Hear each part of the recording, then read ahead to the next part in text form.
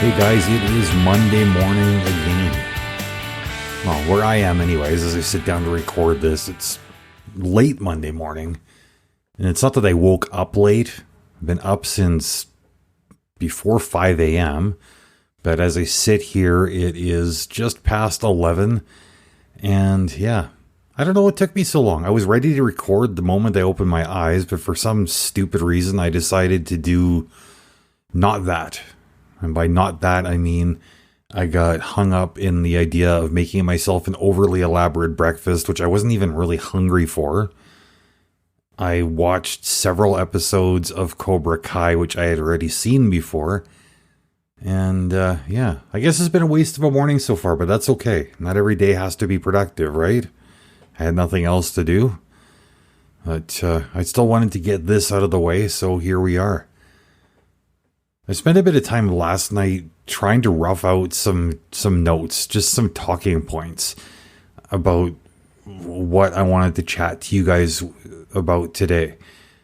And everything I jot down, I don't know, just it keeps on coming off as being a little unnatural. And I don't know if that's necessarily a bad thing. I mean, typically I go off script here, but I mean, once in a while, my reasoning was telling me it doesn't hurt to go on script. I mean, it's on or off. I can be authentic either way, but for whatever reason, it wasn't locking up on paper.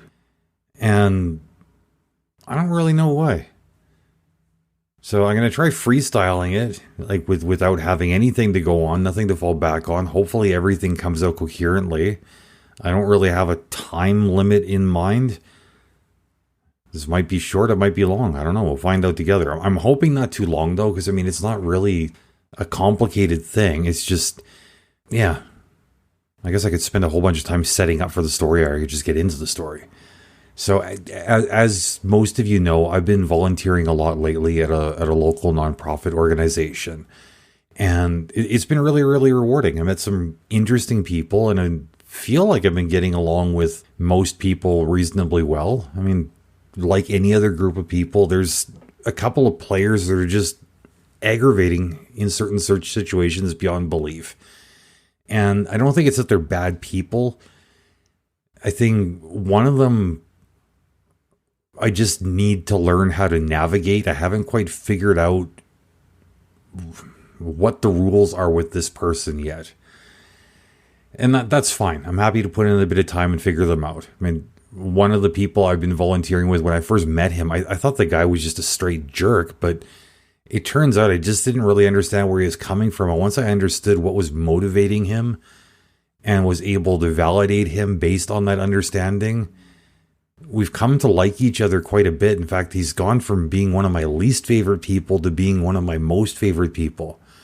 And I don't know. I think it's good when we can find that connection, when we can look past the perceived differences, and instead of trying to figure out, like what is this person's problem, we can look at this person more like a puzzle to solve.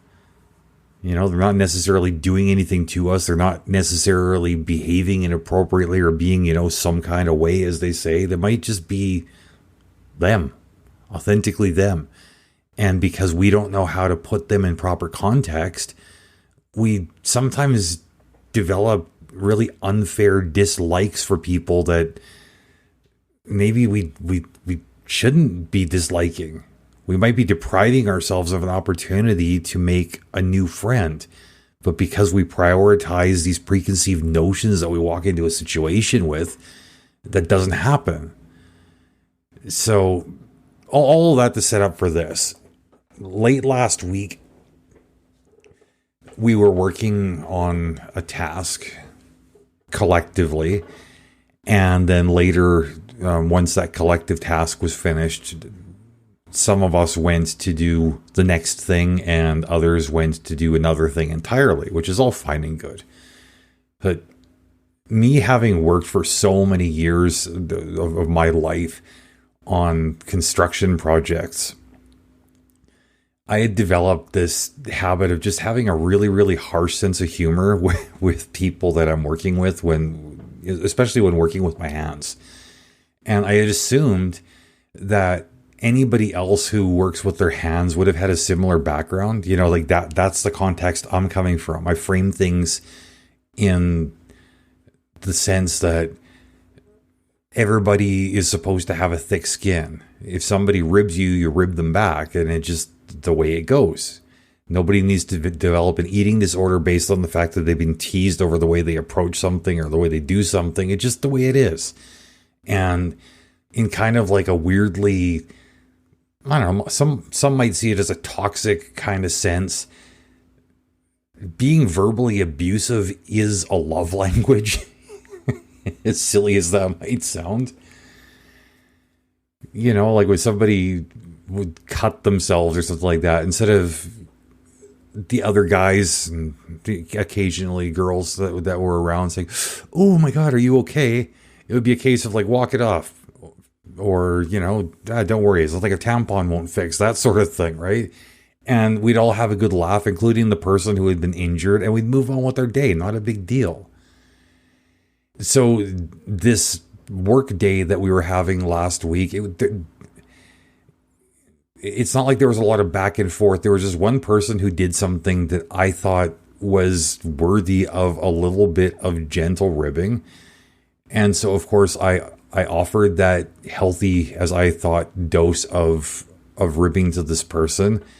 And based on the reaction in the moment, it didn't seem like it had landed wrong. So I put it out of my mind and kind of like moved on.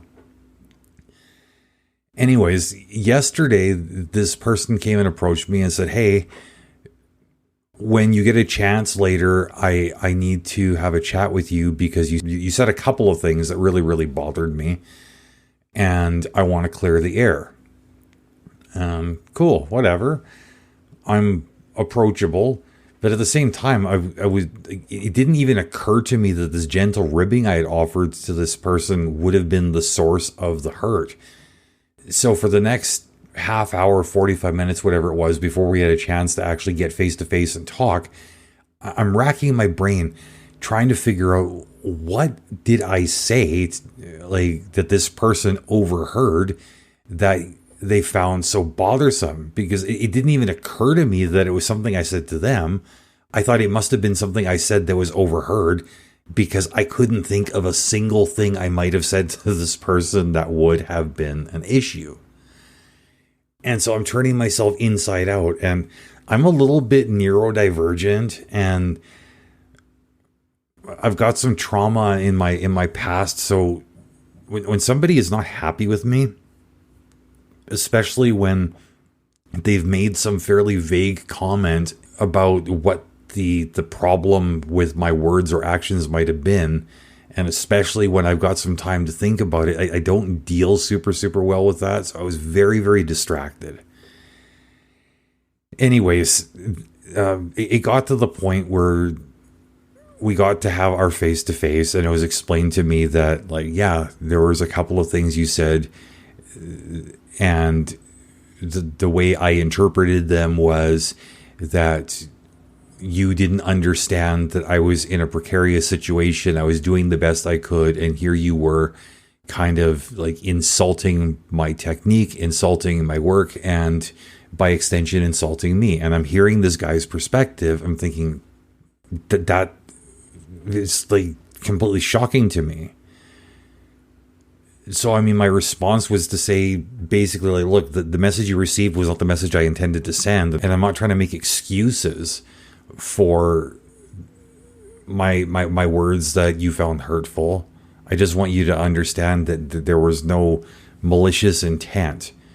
If I can put myself in context and you can understand where I was coming from, I do still apologize. I do wish that I hadn't said anything that would have been received in that way. I've gained an understanding of what you need moving forward, so I can adjust my approach with that understanding to make sure that I make it easier for you to feel okay, right? And I did appreciate the fact that I could tell just by the quiver in this person's voice that it wasn't an easy thing to risk an actual confrontation by taking steps to try to clear the air. It's not a natural thing for everybody to say, hey, I'm bothered. We need to talk. It takes balls for some people. I don't know what his background is. I don't know what the complication is, but clearly there was a complication. I mean, cool. I was glad that we were able to clear the air. I feel like it was valuable to me because I got to learn something about somebody I'm trying to get to know. They got to learn something about me at the same time that, look, like, I'm not trying to be a huge prick. I was trying to be friendly. I just didn't understand. We're coming from different worlds and then trying to interact with each other. Conflict is going to be part of the game.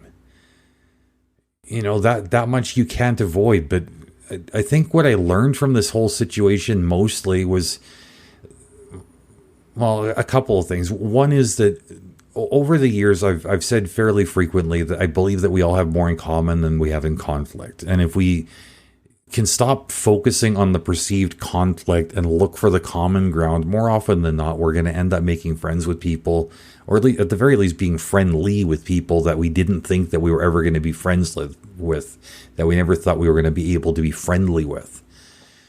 And this situation certainly highlighted that. The other thing was that I think, for whatever reason, it seems to have become normal for us to be hurt by things and not say anything, not do anything about it. You know, like when, silly example maybe, but most of us, I mean, if we stub our toe, we know to say ouch.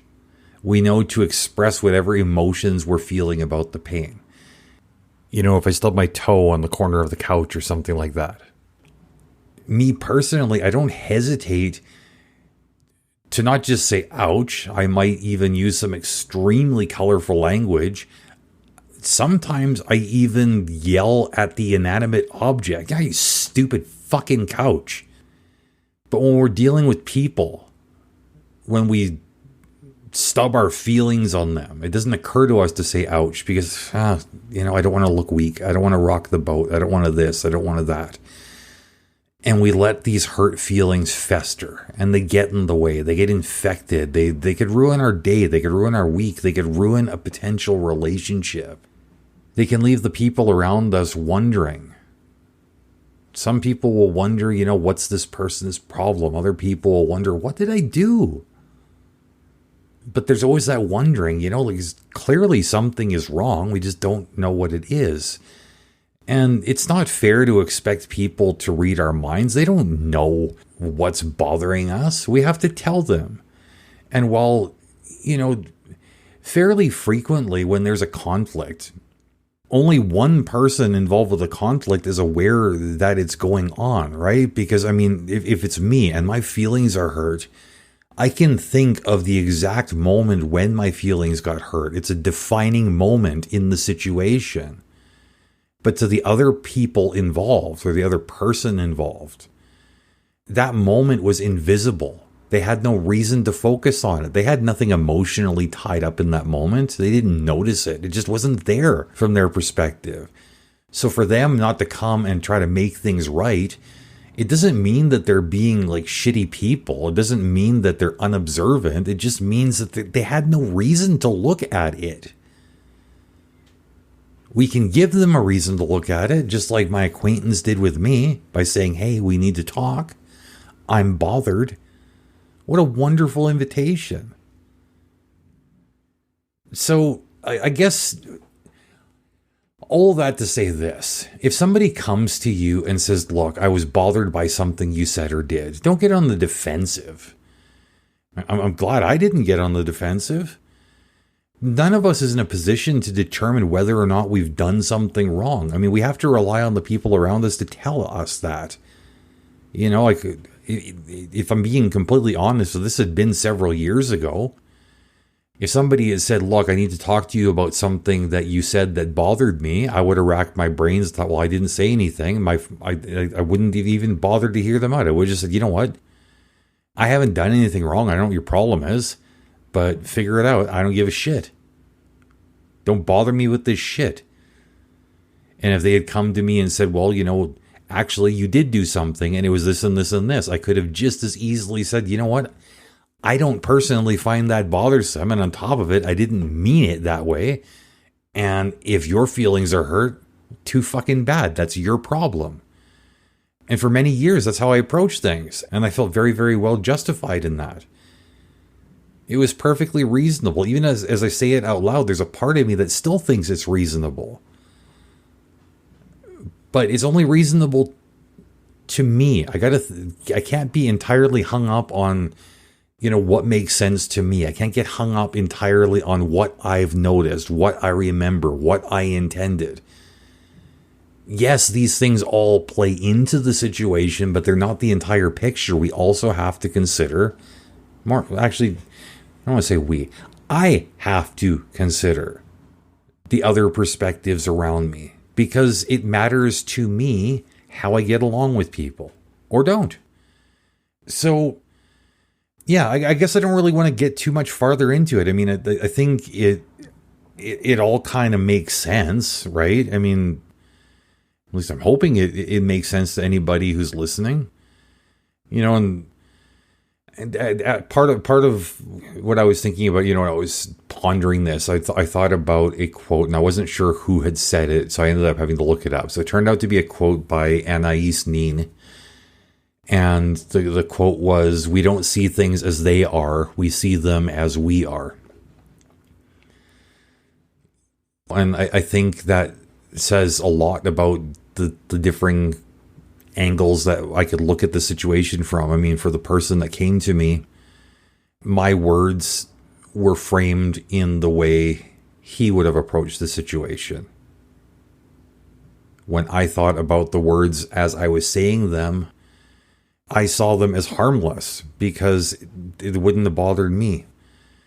When we came together in conversation, of course, it shaped a new perspective, a new collective perspective, and we were able to see things as they were, yes, to a degree, but to a much greater degree, I think we saw them as we, as a newly refined collective were.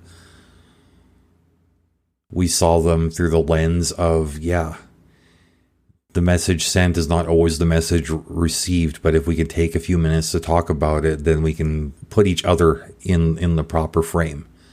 We can gain that understanding, and we can be friends. Not just acquaintances anymore. I now consider this person a friend, and all because a little bit of offense was caused.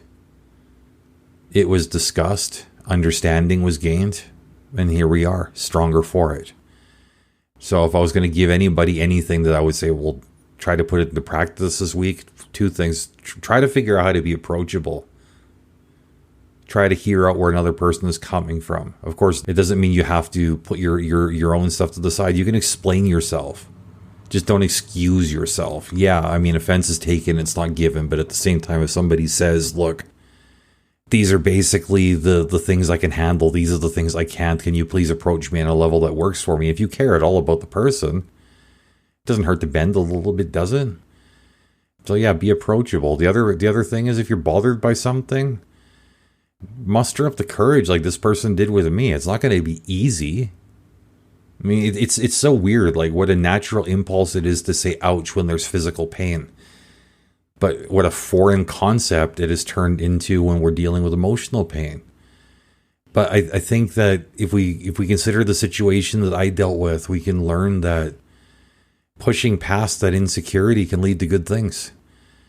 So let the good things happen this week, my friends. Anyways, I'm going to call it a wrap right there. As always, if you got thoughts on this or anything else I've talked about, either on this show or any other, feel free to send me an email, callmetonypod@yahoo.com. Also, please check out my other podcasts, 100 Years Ago. It's a fans look at the music and the history of the Rolling Stones. And the other one is In the Blood. Continued support, enhanced support would be greatly appreciated. Tell your friends, and until next time, take care of yourselves, take care of each other, and much love.